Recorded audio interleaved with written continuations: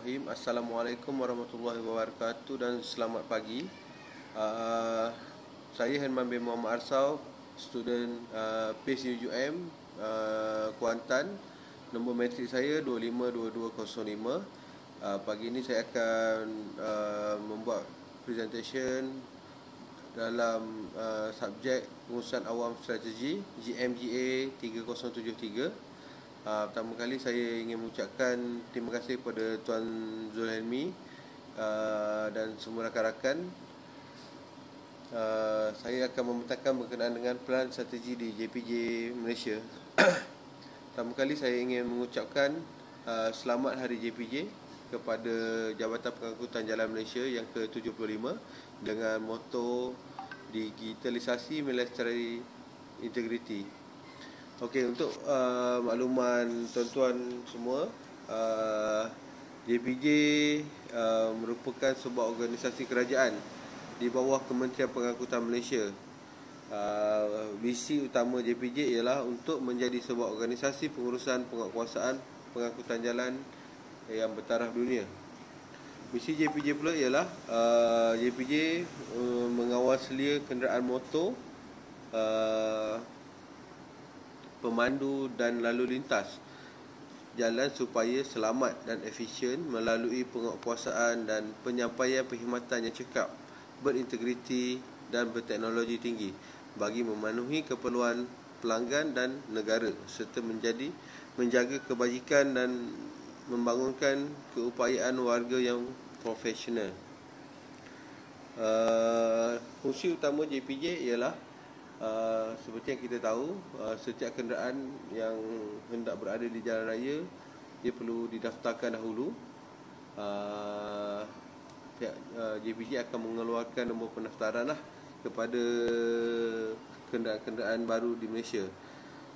Fungsi yang kedua dalam JPJ ialah JPJ akan melesenkan pemandu-pemandu yang kompeten untuk melahirkan pemandu-pemandu yang berhemah di jalan raya bagi mengurangkan kemalangan jalan raya di Malaysia. Yang ketiga, JPJ juga berfungsi untuk menguatkuasakan dan mentadbir undang-undang di jalan raya. Ini bagi mendisiplinkan pemandu-pemandu dan pengguna jalan raya di Malaysia. Okey, yang keempat, JPJ mengawal selia dan mentadbir piawaian keselamatan kenderaan bermotor. Untuk sesuatu kenderaan bermotor yang ingin masuk ke Malaysia, salah satu fungsi JPJ ialah JPJ perlu memberi kebenaran dan memeriksa segala keselamatan kenderaan tersebut sebelum dia dibenarkan dijual dan beroperasi di Malaysia. Dan seterusnya, salah satu lagi fungsi JPJ ialah JPJ mengadakan dan menyediakan jabatan timbang bagi menyekat pemandu-pemandu lori yang membawa lebih muatan yang melalui jalan negeri dan jalan persekutuan. Kerana dengan adanya jabatan-jabatan timbang ini,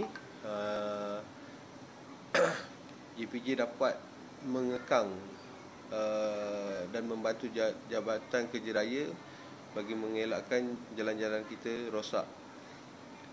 Sekian saja daripada saya. Seterusnya saya serahkan kepada sahabat saya untuk tajuk yang berikutnya. Assalamualaikum. Assalamualaikum warahmatullahi wabarakatuh dan salam sejahtera. Saya Muhammad Tasar bin Mian, nombor matrik 252295. Saya akan terangkan mengenai pelan strategik yang dirangka oleh Jabatan Pengangkutan Jalan. Okey, yang pertama, Jabatan Pengangkutan Jalan akan memperkasakan sistem pendaftaran dan pelesenan kenderaan supaya ini lebih bersistematik, berintegriti dan inovatif. Rangka plan strategi yang kedua ialah memperkasakan sistem latihan, pengujian dan juga pelesenan pemandu yang efisien bagi melahirkan pemandu kenderaan bermotor yang kompeten dan selamat. Pelan strategi yang ketiga ialah memperkasakan industri kejuruteraan automotif melalui pembinaan dan penggunaan kenderaan yang mematuhi piawaian antarabangsa supaya ianya selamat digunakan di jalan raya. Yang keempat itu menguatkuasakan dan mentadbir undang-undang pengangkutan jalan dengan komited dan berintegriti untuk melahirkan masyarakat yang mempunyai budaya kepatuhan kepada peraturan jalan raya. Dan plan strategik yang terakhir ialah itu memperkasakan tadbir urus dan integriti jabatan bagi meningkatkan penyampaian perkhidmatan. Itu saja daripada saya. Saya serahkan kepada rakan saya.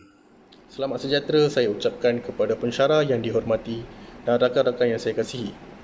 Di sini saya ingin membincangkan berkenaan analisis yang telah dibuat oleh kumpulan kami berkenaan isu dan masalah yang melibatkan Jabatan Pengangkutan Jalan Raya. Antara isu yang lazimnya ataupun khususnya yang berlaku di pasukan Jabatan Pengangkutan Jalan Raya ialah gejala rasuah.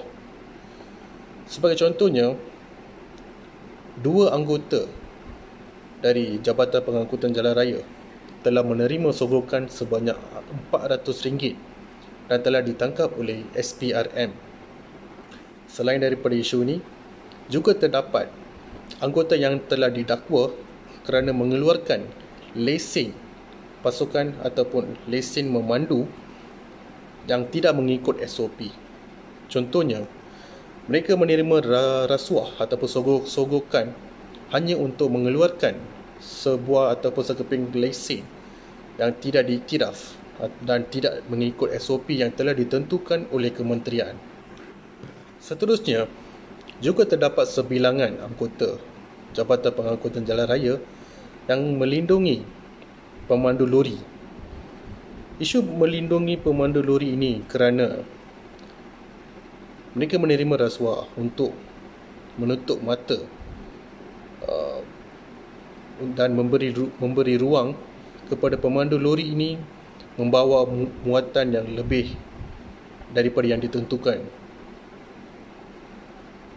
Bagi membendung isu ini, Jabatan Pengangkutan Jalan Raya juga telah mengeluarkan langkah-langkah strategik yang disarankan.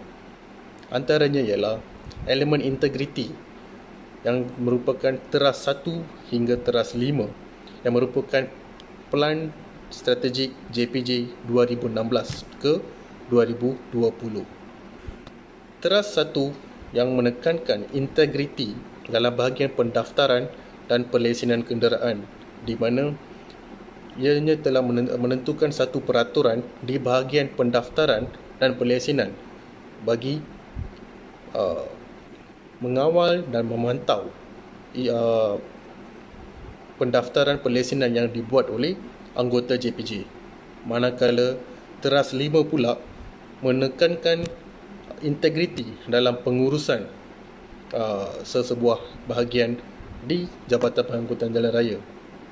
Selain daripada itu, strategik 1 dan 2 menekankan penggunaan perkhidmatan online, bermakna semua perurusan hanya dilakukan melalui online dan ini boleh mengurangkan risiko di mana berlakunya isu rasuah.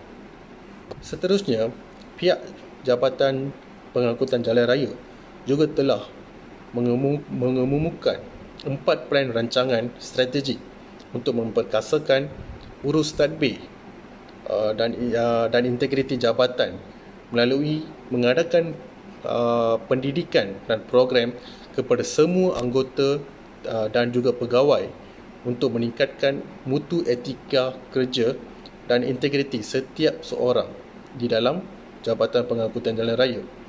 Selain daripada itu, plan pengurusan risiko rasuah iaitu CRM dan juga plan integriti jabatan yang merupakan PIJ juga merupakan salah satu program dalam strategik yang kedua.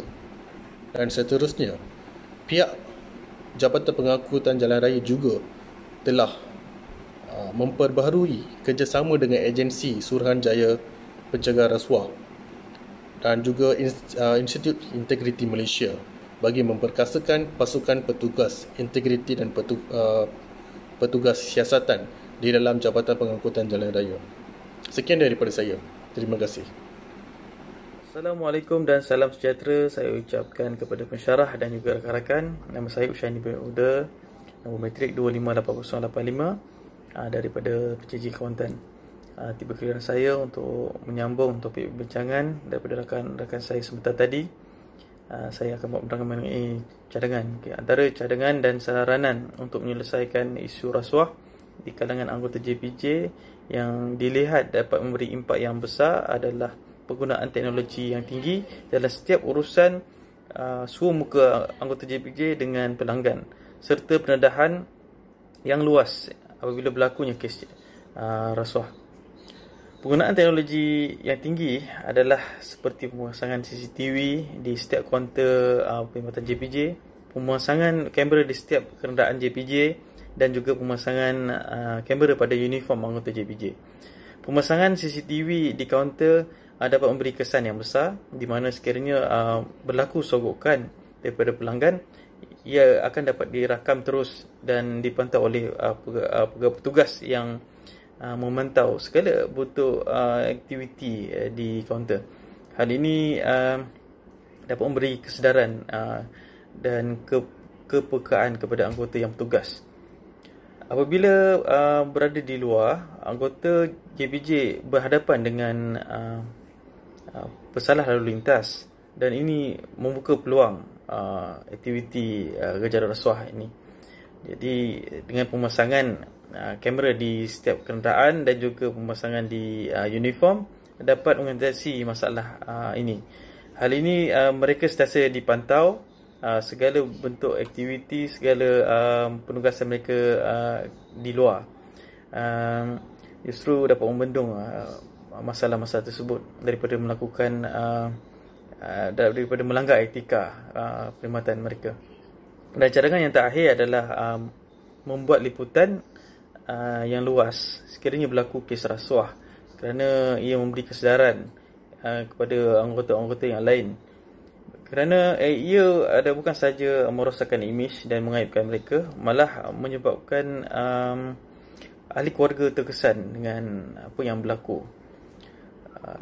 Dan itu sekian saja daripada saya. Sekian, terima kasih. Assalamualaikum. Assalamualaikum dan selamat sejahtera. Okey, terima kasih kepada sahabat-sahabat saya. Okey, pertama sekali saya ingin memperkenalkan diri saya. Nama saya adalah Ahmad Azlan Saidi, nombor matrik 258327. Saya adalah pelajar UiM PIS Cabang Kewantan. Okey, di sini saya akan menyentuh berkenaan dengan kesimpulan. Okey, kesimpulan pengurusan strategik merupakan satu aspek yang penting dalam pengurusan Jabatan Pengangkutan Jalan. Jadi dalam mencapai matlamat Jabatan JPJ ini ialah dengan mengaplikasikan 9 tugasan dalam pengurusan strategik di JPJ, ianya diharap dapat mengekang dan menyelesaikan isu yang melanda jabatan ini. Jadi isu rasuah di kalangan anggota JPJ ialah satu isu yang besar dan berat. Jadi tanpa penyelesaian dan pengurusan yang strategik dalam menangani isu ini, jadi ianya akan terus memberikan impak yang besar dan imej yang buruk kepada Jabatan Pengangkutan Jalan. Jadi matlamat JPJ untuk menjadi sebuah institusi yang terunggul menerajui bidang pengurusan dan penguatkuasaan jalan yang bertaraf dunia adalah tidak mustahil untuk dicapai sekiranya jabatan ini mula mengaplikasikan pengurusan strategi dalam sistem urus tadbir JPJ itu. Jadi perkara ini adalah tidak mustahil untuk dilakukan dan akan menjadi contoh kepada jabatan-jabatan yang lain yang berada di dalam Malaysia ini. Okey, sekian saja daripada saya. Terima kasih dan terima kasih kepada Tuan Zulhilmi. Dan saya ucapkan selamat ulang tahun JPJ yang ke-75. Digitalisasi melestari integriti. Assalamualaikum dan terima kasih.